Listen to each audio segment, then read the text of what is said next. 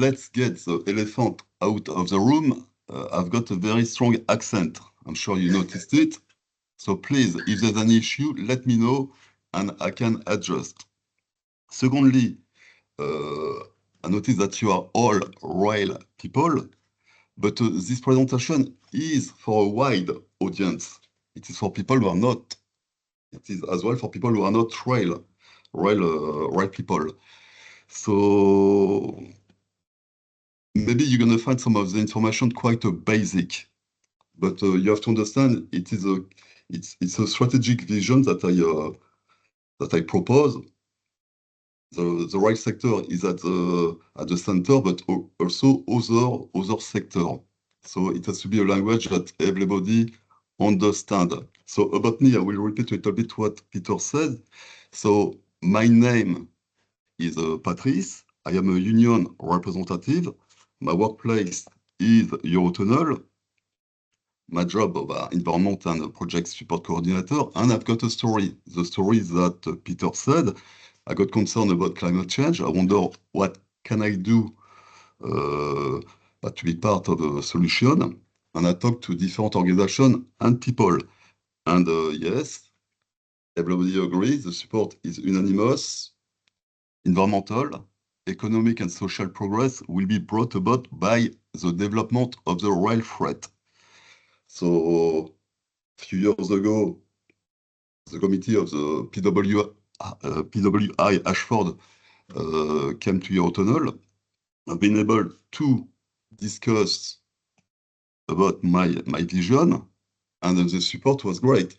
You wrote an article, you relayed the information to the PWI membership director, to the different speakers, and today we've got this presentation. So thank you very much.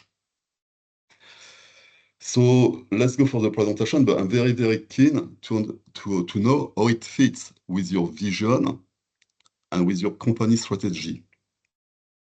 So this presentation is to demonstrate that the corridor between Folkestone, the development of the corridor between Folkestone and Wembley will benefit the society. So first of all,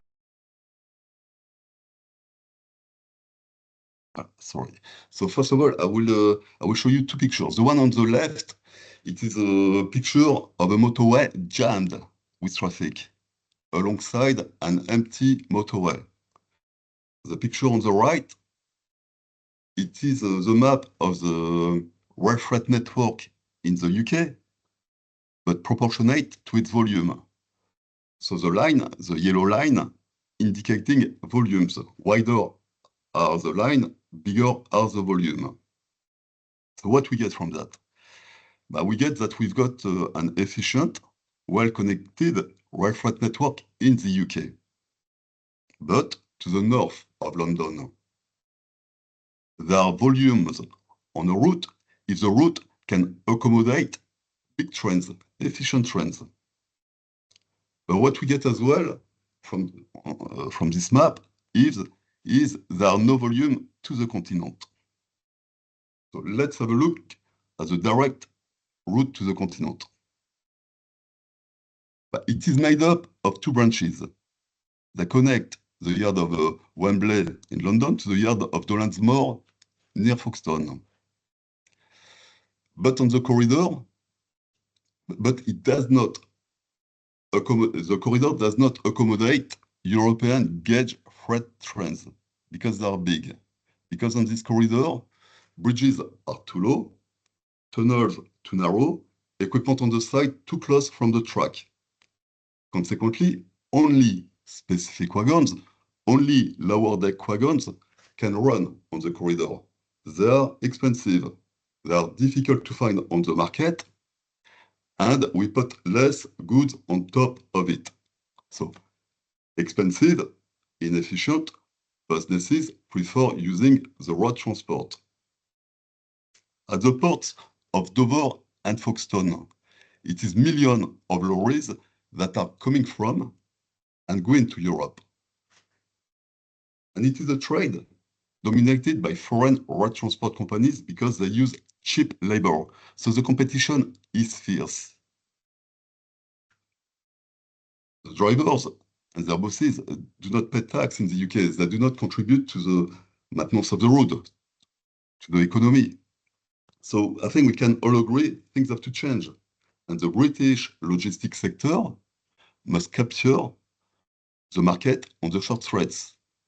And the government must help. The government must invest on the corridor between Dolansmore and Wembley to enable the trade to go by rail. It is possible. And at the end of the, in fact, at the end of the 2022, the consultant Volterra, okay, estimated the cost at £50 million. So we need to make it happen. Not to avoid any confusion, we need to talk about the other direct route to the continent. So it is a passenger route. It is HS1, it is a route that sees Eurostar to the continent. And this route can also accommodate freight trains. But it is limited, it is restricted, because the route stops in Barking, because it is expensive, because causing delay costs a lot of money, because freight run at night, and because heavy trains cannot run on this route because there is a gradient. So the trains have to be separated in Dolansmore.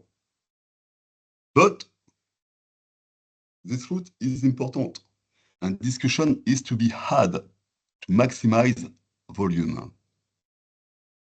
But the game changer, in terms of capturing the trade on the short threads, in terms of getting the volumes on the short threads, is the Folkestone to Wembley corridor. The next picture shows an efficient and well-connected rail freight network across Europe that must be connected to the efficient rail freight network to the north of London.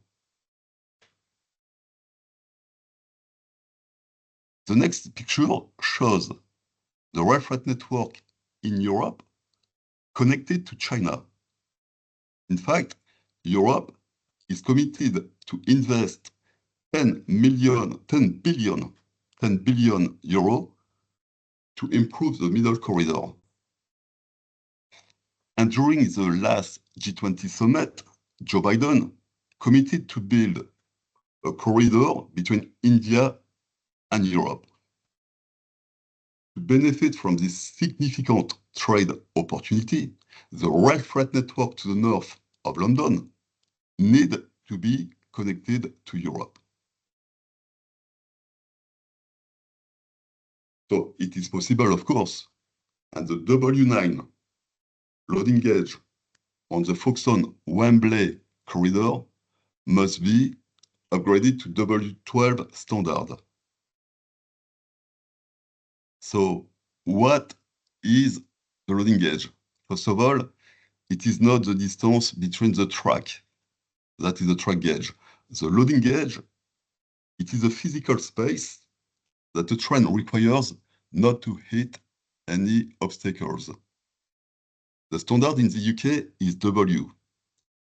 W6 to W9 do not accommodate European gauge freight trains, but W10 and W12 do.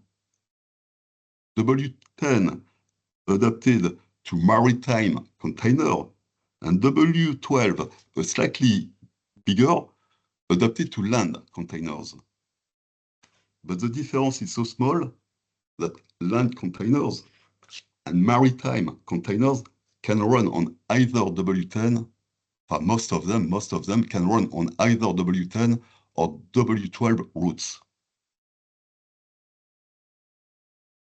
So to resume, the British logistics sector must capture the market on the short threads. The rail will make it happen. It will benefit the society, and it will help British companies to lower their carbon footprint.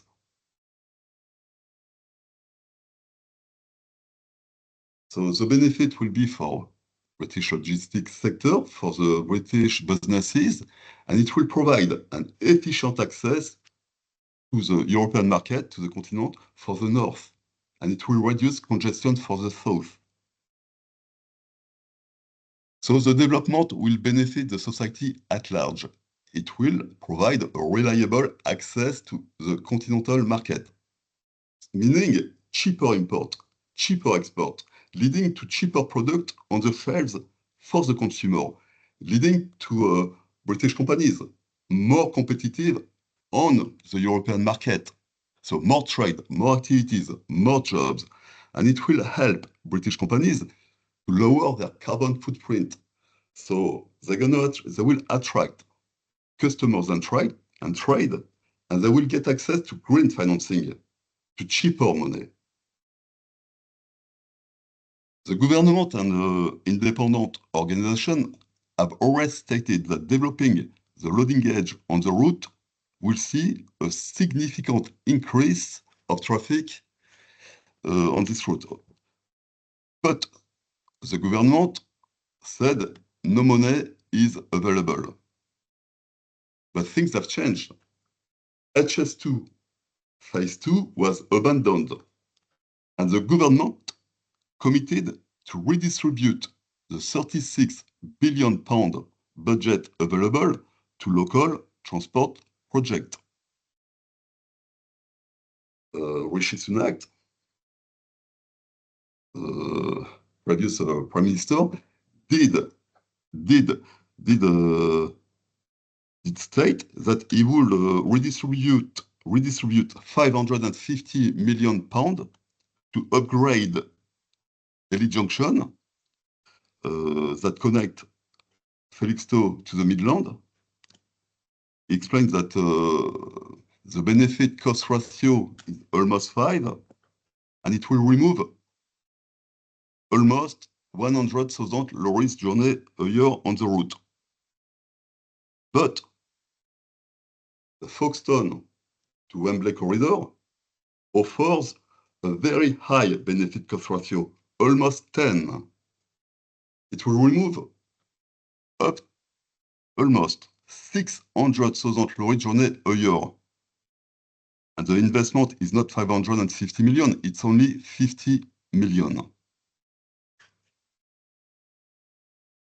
So we will see up to 35 trains going to Europe, 35 trains coming from Europe per day. We will see up to 10 million tons of goods to and from the continent. All this in an environment where freight is buoyant in Europe, and it is set to increase by 30% by 2030. So 30% by 2030. It is 1 million more lorries on the roads. But we know the roads cannot cope. So the freight must be shifted from the road to the rail. It is possible in Europe, possible in the tunnel, possible to the network to the north of London, but we must make the connection. We must connect London to the continent. And 1 million more lorries on the road, but the planet cannot take it, because the road transport is the main contributor of CO2. And the fuel replacement or technology are not ready. We cannot decarbonize the road transport. The only way to decarbonize the road transport is to collaborate with the rail transport. So rail transport for long distance, because less CO2 emission, lower energy consumptions, and the road transport for the short distance, for the first mile, the last mile delivery. Because for the short distance,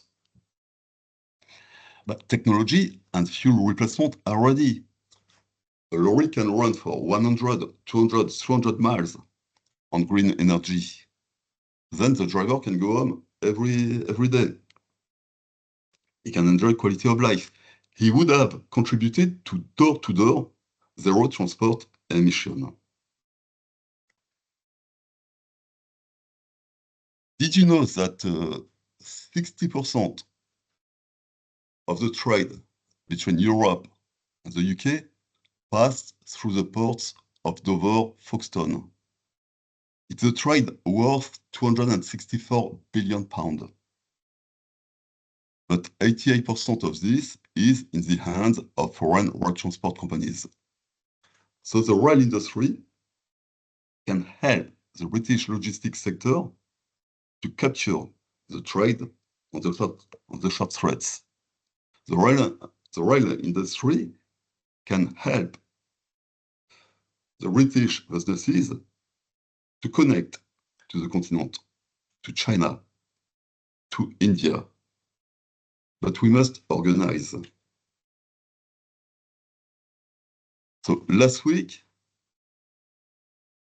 I had the privilege to co-host the RailTech Masterclass webinar. It is a European webinar. It is organized by the company EverySense. EverySense develop and are involved with the transport management system. They found some solutions for rolling stocks. And they created a community of rail, okay? And currently the focus is on what's happened in the UK. The light is shown in the UK. In June, Maggie Simpson from the Rail Freight Group hosted the webinar RailTech Masterclass. In July, it was the head of Tarmac, Chris Swan. And in August, it was the head of HS2 service and infra for GB Rail Freight. And last week, I had the opportunity to promote the international rail freight between the UK and Europe. I did co-host this webinar with Fabien from Norlink and Elizabeth from Eura Logistics. It is two organizations that are involved to facilitate and promote the rail freight. So Fabien did highlight the potential in the north of France. And Elizabeth was presenting a methodology on massification of flow, on a collaborative work between the different modes of transport to optimize the transport from door to door and to find some solution. So I will show you two slides that Fabien presented. So Fabien presented this slide and he explained that when a rail freight train arrives in the north of France, okay, it can reach 43 combined transport destinations. And the train can also reach 36 barging routes destination, 246 weekly departure. Fabien also did present the strengths of this department, the north of France. A strong network, a very high volume, and the market share, 18% of market share in this region. In fact, 18%, it doubles the market share that we've got anywhere else in France. And what was very inspiring for me, very encouraging, is the fact that Fabien highlighted this commitment, this desire, this objective to develop the rail freight with the UK. So the region north of France is connected to Europe from the north to the south and beyond. And this region is committed to develop the rail transport with the UK. So this opportunity is very important for us.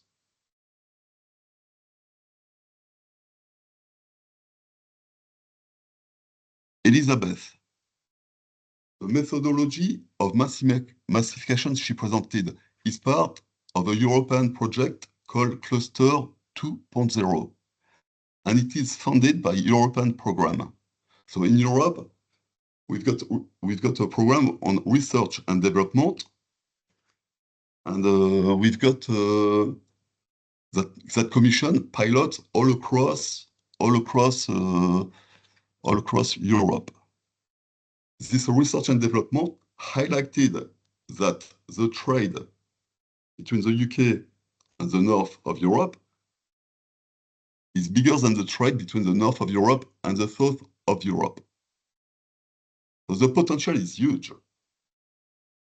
But as far as the British logistics sector is concerned, there are no benefit. The only sectors that benefit from it are the foreign road transport companies.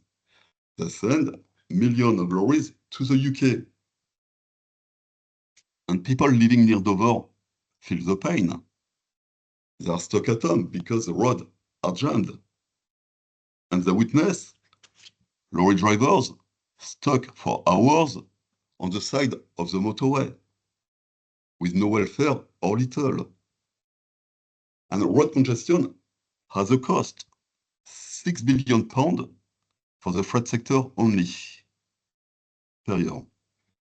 And Operation Brock, the system implemented by the police when the ports are blocked, they shut the motorway and it becomes a giant lorry park. It costs £250 million per day. So we can only contrast this high cost with a one-off £50 million to develop the corridor between Folkestone and Wembley that will see some of this freight shifted to the rail. In November, the biometric check will be implemented, and the leader of the KCC warned the politicians at Westminster that the port of Dover is not ready, and we could see Operation Brock implemented for a year.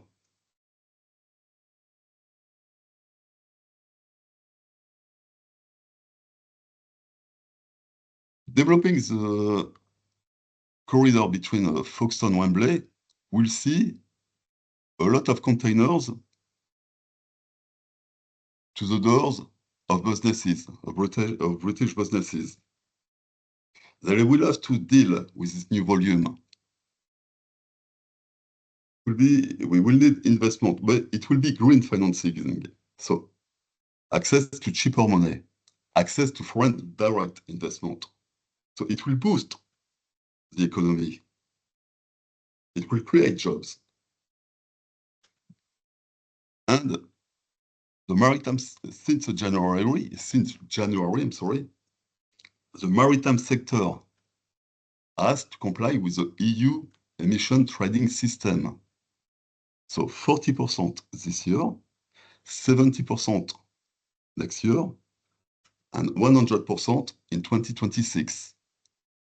And in 2028, they will have comply with the UK emission trading system. So all this has a cost. It is passed to the transporters, passed to the consumers.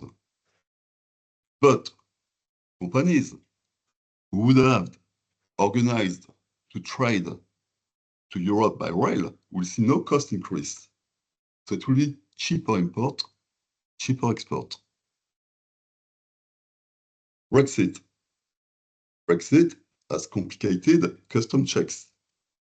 But custom checks for international rail freight is completed at the point of origin or point of destination.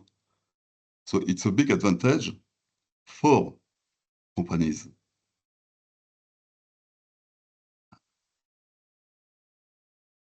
Sorry. So now I present the annex. So annex, it is only the source of my informations, okay? You're gonna see there are a few of them, so I'm gonna scroll through quickly.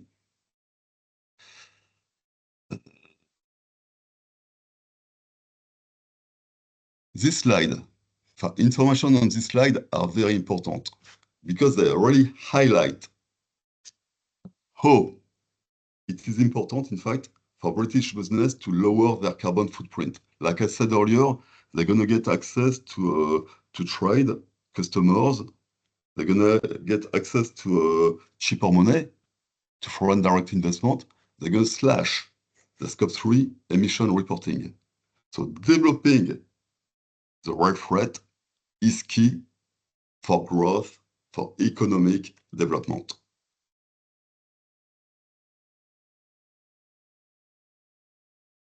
So what happened until now? A lot of discussion, a lot of presentation with leaders, stakeholders, organizations, a lot of interest, a lot of support. And now it is what next? What together we can do next? How do we make it happen?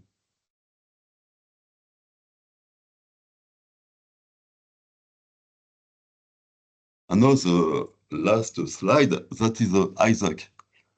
Isaac is my grandson.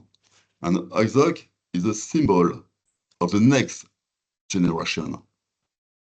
And I stress that developing the right threat will offer a stronger future to the next generation and all across the UK. Environmental, economic, and social progress will be brought about by the development of the right threat. But action is required. Action is needed, and it is needed now. So my question to you is, how can your company, how can your organization play a part to this transformative transport model? So many thanks for listening to my presentation. I hope we will be able to have a debate about it and see how you can be part of it. And I think over to you, Peter.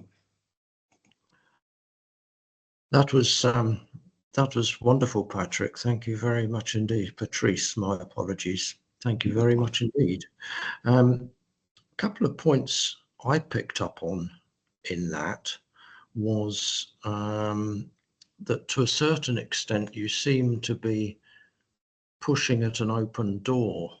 You've provided a lot of information that shows costs are comparatively small compared to the benefits, and yet we don't seem to be actually progressing that. So that's an interesting question to finish on, in how do we as individuals motivate our companies to take this forward. I will open it to the floor. Those listening to this presentation by Patrice, does anybody have any questions for Patrice, please?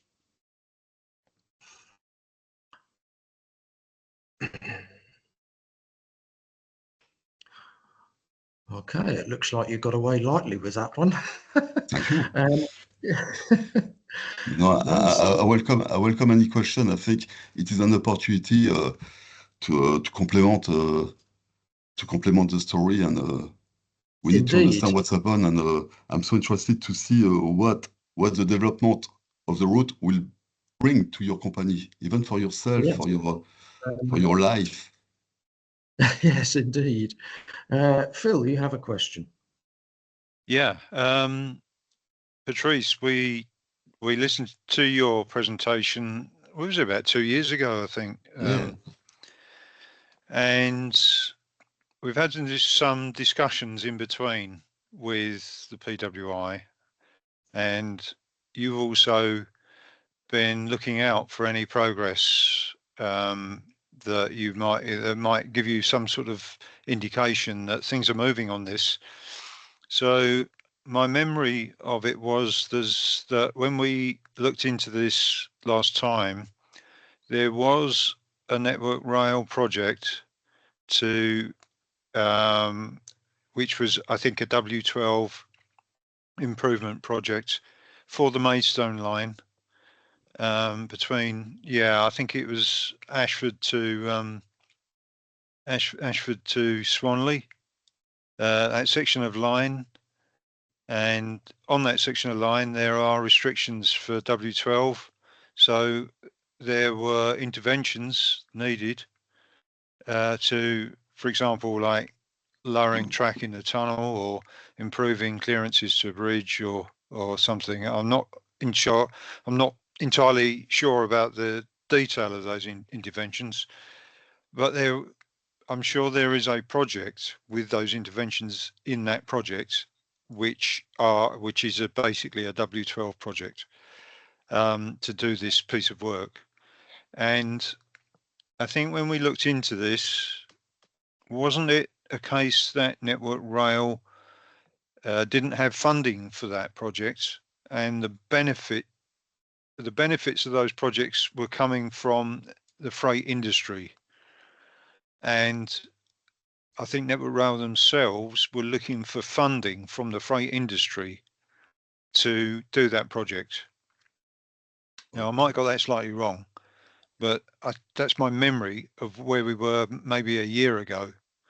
And in the interim, there's been, well, we've come into a new control period with it for Network Rail, and therefore in that control period, there's been an agreement to the projects that are being funded, and I think this one, I'm not sure where that was in this latest control period funding, but do you have any more information about that, Patrice? Okay, I am limited in the information I have because I am a union representative, so I'm not working. Sure. I'm not speaking in the name of Eurotunnel. I don't know exactly, but what I know is last year, I think it was last year, the government was looking at investing for the W9A. W9A. Which so is not the biggest. It's not going to give us the full gauge clearance, is it? No, because the problem we've got here is W9A, you still require mega freight, so lower deck wagon. So like I said, difficult to find, expensive to maintain, so it is no good. So the solution of the W9A, and I think they were talking in the article I read, they were talking about 10 million for W9A. So it was a small improvement, but it didn't seem to be. Strategically, it doesn't make any sense, no? We'd better, for a little bit more money, have the proper investment to get the continental containers all across the UK. And for, like I said, otherwise I'm limited with my information. Sorry for this, Phil. Okay. Colin, seems to be a bit of a breakdown in communication there, Peter, doesn't there? I mean, if somebody somewhere is thinking that W9A is sufficient and it's not, there's a lack of understanding there somewhere. No, I don't think they believe it was efficient. They thought it was a kind of a test to the market, maybe test the water. You see what I mean? Because yeah, but you wouldn't want to go in and do track lowering for W9A and then come along later and do track lowering for W12 in the same place. Exactly. It just doesn't make sense. So there must be, I don't know, maybe I've got the wrong end of the stick there, but it seems that the W12 project seems to be the one that's needed. That's it. But there's no appreciation of that. Yeah, I certainly agree with that. Colin, you have your hand up. Yeah, I mean, it was really following on from what Phil was saying, when you know, living in Kent, you know, we pride ourselves, you know, gateway to Europe. In the overall scheme of things, £50 million is a relatively low value for a project enhancement that's going to give these significant benefits. And I'm just wondering, you know, why is there a reluctance? Because as Phil said, you know, Patrice has been talking about this for many years. So why is there this resistance, Patrice? But it is government, so there was no money available. It's a matter of fact. No money available, so every project suffered. Okay. So, but like I said, now there is an opportunity, and the world is changing. We can see this new policy. I mean, it has been the implementation of the GBR. They've got a duty to promote rail freight. We've got a 75% more rail freight for 2050. We've got the different pledge. In Europe, it is the same, Fit for 55. And there's not one day without us hearing about what will happen to the planet if we don't act. Not one day. There's so many policy in place. Okay, it must happen. There's more and more reason why it must happen. So I guess we must carry on. We must find.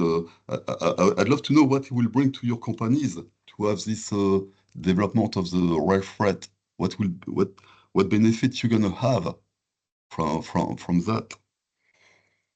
So now we've got a new government. The new government talked to us about growth, okay? And then the government has got the backup of the business world. Everybody is talking about growth. But when you got growth, you need transport, you need an efficient mode of transport. And the rail freight is this efficient mode of transport. We must make it, it has to be a tool for environmental, economic and social progress. So it's a no-brainer. The rail freight will help the company to invest. I think it was last year you invited a guy called Gareth Dennis, okay? And Gareth Dennis, I follow him on his different activities, and he explained better than me how investing in the rail freight is not a cost, it is an investment for the future. So we need to put pressure. All of us, we've got the responsibility because we are in this industry to highlight the benefit, and it must happen. The alternative is catastrophic. It must happen. And like when I took part to this webinar in France, it was so refreshing to see this the north of France so committed to develop the rail freight with the UK. So I already I believe this the recording of the webinar, RailTech Masterclass webinar, will be available in the week. So I will send it to you guys. You can see what Norlink, the explanation of Norlink, as to see how we can all work together to make it happen. In fact, in my annex, I've put the potential from an article from Norlink. Okay, Yeah. that's very good. It's quite an interesting point there about the changing government, because I noted as you were presenting a question of how do you think the government change will help this project? So I think you know I think I'm not speaking out of term if I say the previous government was not particularly enamoured with rail transport, but the new government seems to be deciding things fairly quickly.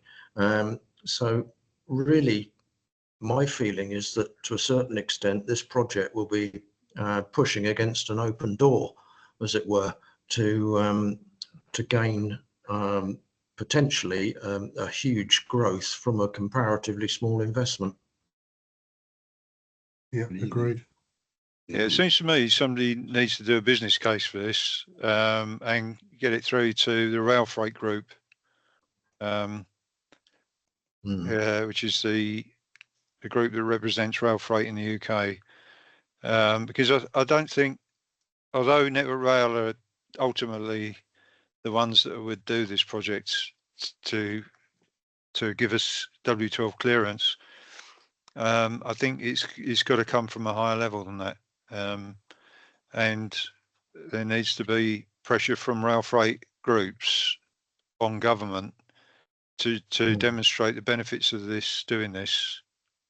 And if that was the case, then, you know, I think then the government would be able to look across the piece and see, because this is not just a rail thing. This is the benefits of improving, you know, road transport, the road transport problems by moving more onto rail. And there could be people who are part of the road transport side of things that want to resist doing this. So there might be a fight on our hands to actually get it through. But it's quite clearly a major benefit to do this. So I think it's just really finding the right route to actually get it done. Yeah. One thing that Patrice did say that I thought was quite interesting was that 88% of trade carried to and fro the UK is operated by foreign haulage companies. And being a user of the motorway between London and Ashford, I can certainly vouch for a heck of a lot of foreign lorries on travelling there versus British lorries. So yeah, we will be, should this project come to fruition and we see a bit of a sea change in a modal shift from road to rail. I don't know that necessarily it would be a tremendous pain to the UK hauliers. May well be the European hauliers that suffer more than UK. I think, like I said, the freight transport will increase by 30%. That means maybe we won't even see any difference on the third threads. The freight will stay big. The road transport will increase. Yeah. We will not. I don't think we will affect. We will affect the road transport. It's just we will mitigate the rail freight will mitigate its effect. Okay. And it will benefit British businesses.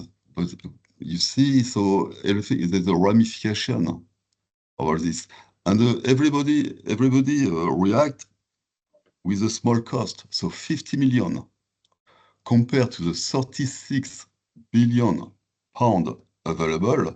That is mad. That is mad. It's 0.3%. So Well, it's just. Yeah, hopefully this change of government will see the sense of that. Yeah. Okay. Are there any more points anybody wishes to raise? If not, I would ask Colin as our Vice Chairman to propose a vote of thanks to Patrice for today's presentation. Colin, over to you. Thank you, Peter. And of course, thank you, Patrice. I've been fortunate to meet Patrice quite a few times over the last few years, and his enthusiasm and passion knows no bounds. But when you add his professionalism to this particular subject, I think that's quite a force. Reviewing that presentation, there's clearly environmental benefits, there's economic benefits, there's social benefits. It really does beg the question, why is it not happening? From a relatively small investment, £50 million. And when you look at Operation Brock, I mean, that was news to me, £250 million a day that's costing us. So really, we need to address this. So on behalf of the Ashford section, I'd like to say thank you once again to Patrice. Your presentation was up to your usual high standard. It was enlightening and educational in equal measure. Thank you very much. Okay, thank you for everybody. I'm so pleased I've been able to be here today. Thank you. Thank you, Thank Patrice. you very much Thank indeed, you. Patrice.